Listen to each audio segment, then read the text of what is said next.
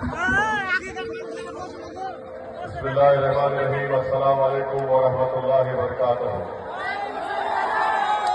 मैं आप तमाम का शुक्रिया अदा करता हूं कि आप लोग अपना वक्त निकालकर आज यहां पर मीम पार्टी के कैंडिडेट इमरान सोलंकी साहब के इलेक्शन रैली में आप यहां पर जमा हुए हैं। आप तमाम का बहुत शुक्रिया।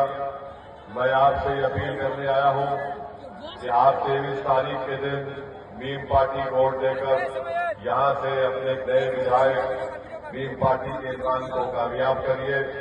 वहीं पर सूची के हमारे मोहम्मद जैद साहब भी उम्मीदवार हैं। मेरी आपसे अपील है कि आप 23 तारीख को उनको भी वोट देकर कामयाब करिए। मेरे अजीज दोस्तों और बुजुर्गों, इज्जतदार और बहनों और जनाब असदुल शेख साहब, जहांगीर कबीर साहब, हमदुल साहब, बादल शेख साहब, मनिरुल इस्लाम साहब, आशिकुल शेख साहब और हसन रजा साहब और अब्दुल रहमान साहब और आदिल हसन साहब अफसर और बंगाल। मेरे अजीज दोस्तों और बुजुर्गों, जब से मीम पार्टी बंगाल में आई है उस वक्त से सब लोग परेशान हैं और खास तौर से ममता बनर्जी बहुत ज्यादा परेशान है।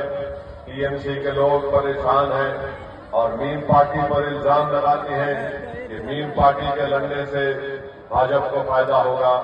आप जानते हैं कि 26 साल पहले यही टीएमसी और ममता बनर्जी ने बंगाल में सबसे पहले अगर किसी बीजेपी के सांसद को कामयाब किया तो दमदम कॉन्स्टिट्यूंसी से ममता बनर्जी ने बीजेपी के उम्मीदवार को कामयाब किया। 2 मरतबा उनको एमपी बनाया। फिर बाद में ममता बनर्जी बीजेपी के साथ मिलकर रेलवे मंत्री बन गई।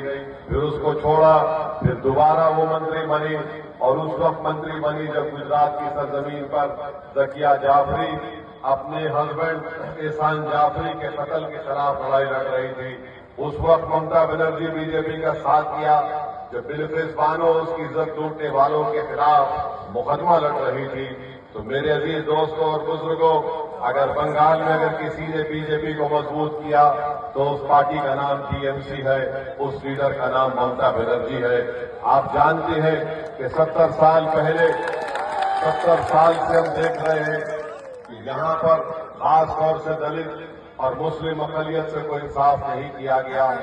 आपने बरसों कांग्रेस पार्टी को वोट दिया, फिर आपने वामपंथियों को वोट दिया, फिर आप उनसे नाराज हुए। तो 15 साल से यहां पर टीएमसी की सरकार है। मैं बड़ी जिम्मेदारी के साथ कह रहा हूं कि बंगाल में जहां कहीं भी 50% से ज्यादा ब्लॉक में मुसलमान रहती है